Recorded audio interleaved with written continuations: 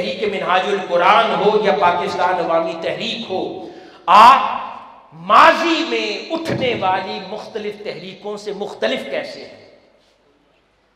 آپ کا فکر کا، آپ کے افکار کا جو سیٹ ہے وہ باقیوں سے مختلف کیسے ہے؟ آپ کو وہ کیا شے ہے جو باقیوں سے جدا کرتی ہے؟ عزیزان گرامی، اس بات سے تو سب اتفاق رکھتے ہیں کہ ہر دور میں حالات کو تبدیل کرنے کے لیے افکار تازہ کی ضرورت ہوتی ہے۔ اب افکار تازہ ان تحریک کی صورت میں وجود میں آئیں کہ کوئی کہے میں نے نئی بات کرنی ہے تو نئی بات یہ ہے کہ ملیٹنسی کرو،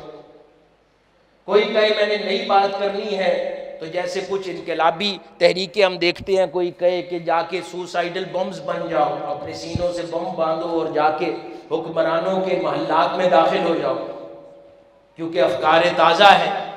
کوئی کہے کہ ہاں میں اسلام کی اصل کو رد کرتا ہوں، یہ میری فکر تازہ ہے۔ کوئی کہے کہ میں سوال اٹھاؤں گا، اسلام نے جو احترام اور محبت کا ایک درس دیا ہے تاجدار کائنات صلی اللہ علیہ وسلم کی بارگاہ میں، کیونکہ میں نے فکر تازہ دینی ہے، میں اس محبت کے کانسیپٹ پہ سوال اٹھاؤں گا، میں سیکولر بنوں گا، میں کہوں گا کہ ہمیں کسی کی غلامی نہیں کرنی، ہمیں سر اٹھا کے جینا ہے، ہم کیوں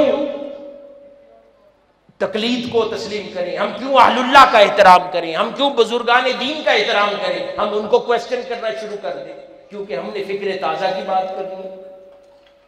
یہ ہوتا رہا ہے، مگر قربان جائیں اپنی قیادت پر شیخ الاسلام پروفیسر ڈاکٹر محمد طاہر القادری مدد اللہ العالی نے نہ پرانے بزرگوں کا احترام کم ہونے دیا ہے، کہا ہے وہ بڑے ہیں ان کی تقلید کرو، نہ تاجدار کائنات صلی اللہ علیہ وآلہ وسلم کی محبت کے سوا کچھ درس دیا ہے، حضور کا غلام بنایا ہے سب کو، نہ سائنس اور جدید ترقی کے خلاف بات کی ہے کہ عالم مغرب عالم کفر ہے ان کے خلاف اعلان جنگ ہے، نہیں، بلکہ سائنس کی بات کی ہے، سائنس کے لیے موٹیویٹ کیا ہے۔ نہ آپ نے سیکولر ایجوکیشن کے خلاف بات کی ہے، کہا نہیں ایک ہاتھ سے علم دین تھامو دوسرے ہاتھ سے ماڈرن ایجوکیشن تھامو اور دونوں راہوں میں اپنا مقام پیدا کرو۔ نہ آپ نے نئی بات کرنے کے نام پر تصوف سے بیزاری کا اعلان کیا ہے، کہا نہیں ہاں میں رسمی تصوف کے خلاف ہوں، تم عملی تصوف اپناؤ، تم ایسے صوفی بن جاؤ جو اس دنیا میں بھی کامیاب ہے اور آخرت میں بھی کامیاب ہے، جو اس دنیا کو بھی تاجدار کائنات صلی اللہ علیہ وآلہ وسلم کے لیے جیتتا ہے اور آخرت میں بھی آقا علیہ الصلوۃ والسلام کے غلاموں میں شمار ہوتا ہے۔ آپ نے کسی بھی پرانے تاجدار کائنات صلی اللہ علیہ وآلہ وسلم کے عطا کردہ نظام اور اصل تعلیمات پر کوئی سوالیہ نشان نہیں اٹھایا، بلکہ آپ نے ہر شے کی اس دور میں تجدید کی ہے، ریوائول کیا ہے، اس کے اوپر سے پڑی ہوئی گرد کو ہٹایا ہے اور اس کا اصل رخ دکھایا ہے، اصل سے لوگوں کو جوڑا ہے، اور اس دور میں ایک بار پھر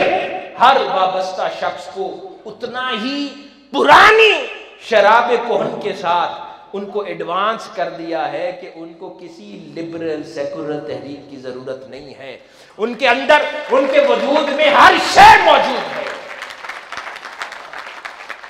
یہ وہ خوبصورت بیلنس ہے جو اللہ پاک نے ہماری قیادت کو عطا فرمایا ہے۔